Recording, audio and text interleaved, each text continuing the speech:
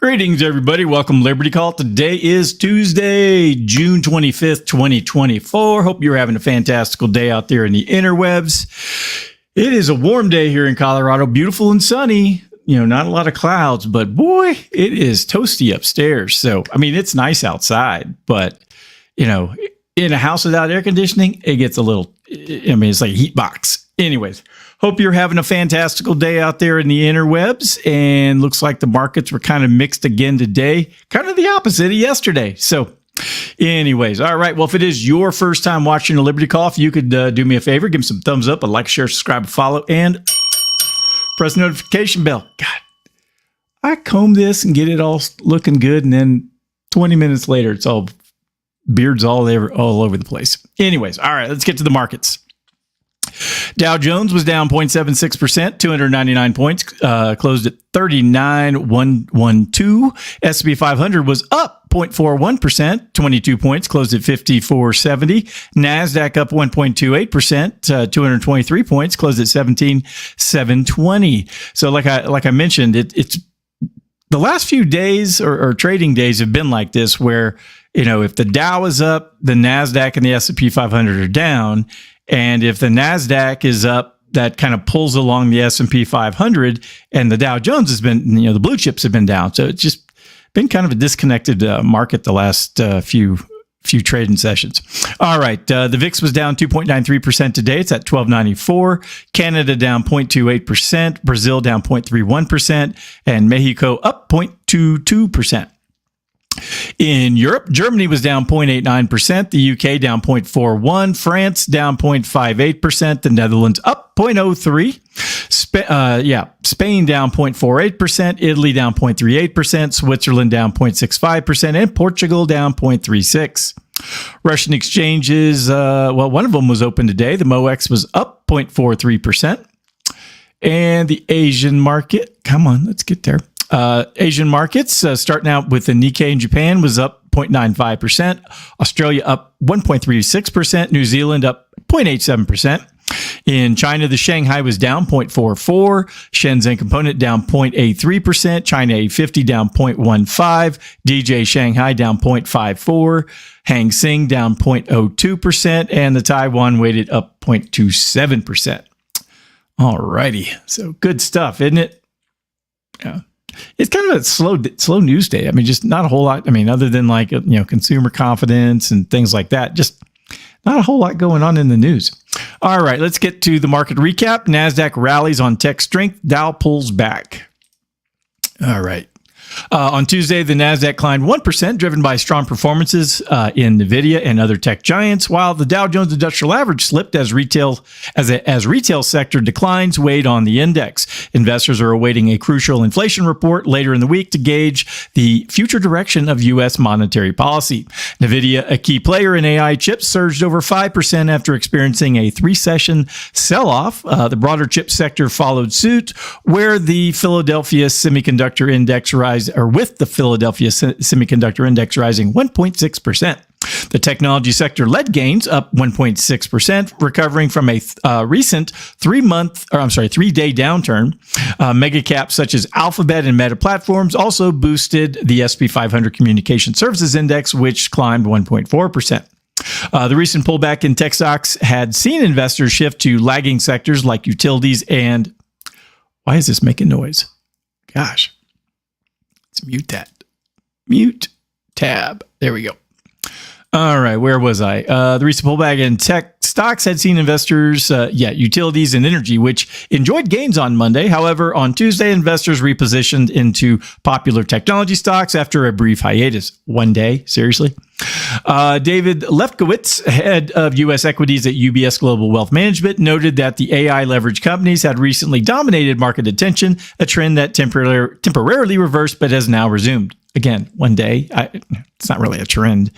Real estate and materials were the only other S&P 500 sectors to decline, with real estate down 1.3% and materials down 1.2%. The Dow pulled back from a one-month high, with Home Depot as the biggest percentage decliner, falling 3.8%. Walmart dropped 2.8% after its CFO highlighted the second quarter as the most challenging at a European investor conference. The Dow Jones Transport Average fell 1.3%, led by Norfolk Southern after a negative analyst review and a National Transportation Safety Board investigation. FedEx declined about 1% ahead of its quarterly update. Investors are particularly focused on the upcoming personal consumption expenditures price index report, the Fed's preferred measure of inflation, due on Friday. This report is expected to provide further insights into the trajectory of U.S. monetary policy. Spirit Aerosystems dropped 4.3% following reports that Boeing offered to acquire it in a stock-funded deal. Boeing shares fell 2.3%. Meanwhile, Carnival Corp jumped 8.4% after raising its annual profit forecast for the second time this year. On the NYSE, declining issues outnumbered advancers 2-1 with 95 new highs and 79 new lows.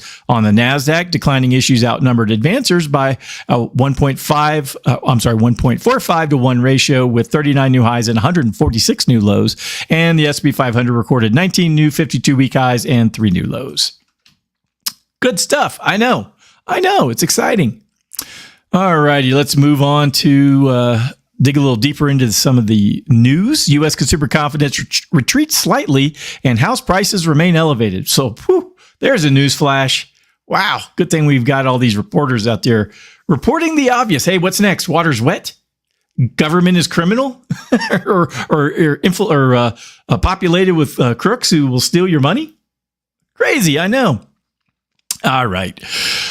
In June, U.S. consumer confidence slightly eased due to concerns about the economic outlook, though optimism about the labor market remained high, with expectations for inflation to moderate over the next year. The Conference Board survey revealed that fewer consumers anticipated a recession within the next 12 months compared to April and May. Despite a decline in plans to buy vehicles and household appliances, more consumers intended to go on vacation, highlighting labor market resilience that continues to drive consumer spending despite significant interest rate hikes by the Federal Reserve in 2022 and last year to control inflation.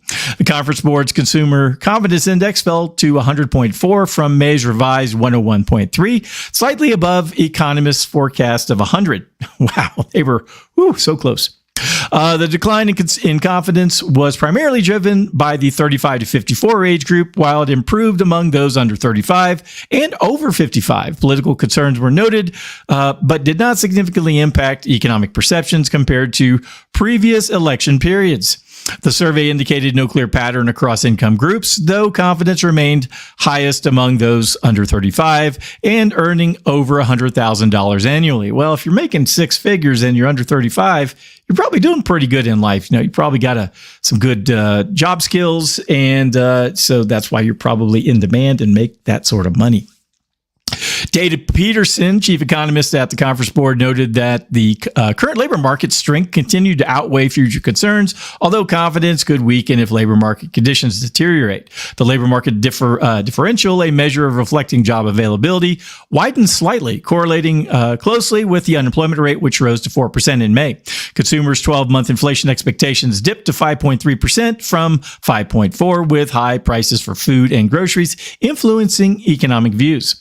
Plans to purchase vehicles and other big-ticket items declined, while vacation plans increased, with more consumers opting for domestic destinations and air travel. Despite weaker confidence, consumer spending has remained robust. That is primarily the number one driver I'm looking at. I'm looking at consumer spending, and I've been telling all my clients this during meeting season right now, is that, watch the consumer spending.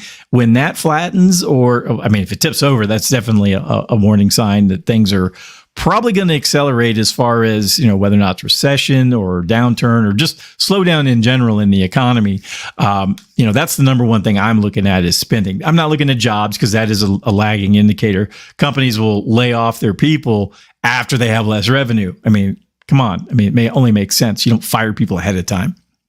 I guess you could if you knew, hey, starting in September through December, I'm going to have, 25% reduced sales. And so I'm going to go ahead and reduce my head count so that it offsets it. If you had that sort of crystal ball, business would be easy. But unfortunately, life's not like that. Housing market demand continued to be stifled by high mortgage rates and house prices, with home buying plans unchanged for 4 months. Single-family home prices saw modest monthly increases, and annual price gains were recorded in all 9 census regions, led by New England and the Middle Atlantic. Higher mortgage rates hit a 6-month high in early May before retreating, continuing to affect affordability and housing demand, potentially leading to increased supply. Let's see. The National Association of Realtors reported a rise in home inventory in May to the highest level in nearly 2 years. All right, so that's what's going on there. Well, let's dive into what the Dallas Fed has been talking about. This comes from Zero Hedge. This article titled Dallas Fed Respondents Blast, and in quotes, poor national leadership, in quote, as stagflation erodes business confidence. So let's see what this article had to say here. The macroeconomic landscape presented a mixed picture this morning. The Philadelphia Fed Services Index surged to 2-year highs, indicating expansion. Similarly, the Chicago Fed National Activity Index showed strong growth, and the Case-Shiller home prices hit a new record, though their appreciation slowed. Conversely, the Conference Board Expectations Index hovered near decade lows. Richmond Fed Manufacturing plummeted, and the Dallas Fed Index, which improved, remained in contraction. For the Dallas Fed Services Index, this marks the 25th consecutive month of contraction. Respondents pointed to poor national leadership and lack of confidence as significant factors eroding the business environment. Concerns were highlighted by the Federal Reserve's announcement of no imminent rate cuts, impacting local economic prospects. Many businesses reported freezing hires and reduced spending due to economic stagflation. The responses highlighted that people are adapting to new economic realities, with fewer expecting salary increases and more making lifestyle adjustments to cope with higher living costs. Apartment owners are coming to terms with stagnant rents and high interest rates affecting private equity investments, often sourced from individual retirement savings. The need for a rate cut was emphasized, especially for potential revenue improvements in home sales. The approaching elections were noted to worsen the political environment, adding uncertainty and affecting business decisions. Inflation and rising living costs were seen as major concerns, holding back consumer spending and large purchases. The lack of building activity was negatively impacting the appliance industry, while affordability issues were increasingly problematic for new car dealers. High new car prices and interest rates were putting them out of reach for many consumers, leading to swelling inventories, reduced margins, and a 20% decline in profits from the previous year. Overall, the economy was perceived as slowing, with consumers becoming more cautious and reluctant to purchase at higher prices and payments. In summary, the economic sentiment among business owners remains cautious, heavily influenced by the upcoming presidential election and broader economic policies. Well, that is some awesome news, isn't it? Not really. Yeah. So again, it feels like things are just kind of slowly creeping toward, like the little mountain dude on The Price is Right when I was a kid. Then, and he falls off. So it's kind of what it feels like right now. It's like, what is going to be the trigger? Like 4 years ago, it was COVID. I mean, that was the big thing. Everybody shut everything down, whether or not it was warranted or not. And it just completely derailed everything, which gave a reason for the Fed to say, hey, let's bring this giant pot of money, dump it into the economy. Hey, everything's fixed. Oops, we have all this inflation now. Well, sorry, guys. Well, we saved big business and Wall Street and kept them afloat through those lean times. But hey, now you just got to pay 40% more for all your eggs and milk and everything else. So sorry, guys. I swear. All right. Well, that's everything I had for today. If anyone needs anything from me, please go to DSAFinancialGroup.com. That's where you can get all your financial stuff. And I can, if you need help getting your financial crap together, give me a buzz. Shoot me an email. I'll be happy to help you, get back on track, give you some good strategies to, maybe retire or not have to work a crap job anymore. Hey, like I said, I'm here to help. Anyways, hope everyone has a wonderful evening, and I shall talk to you again next time. Adios.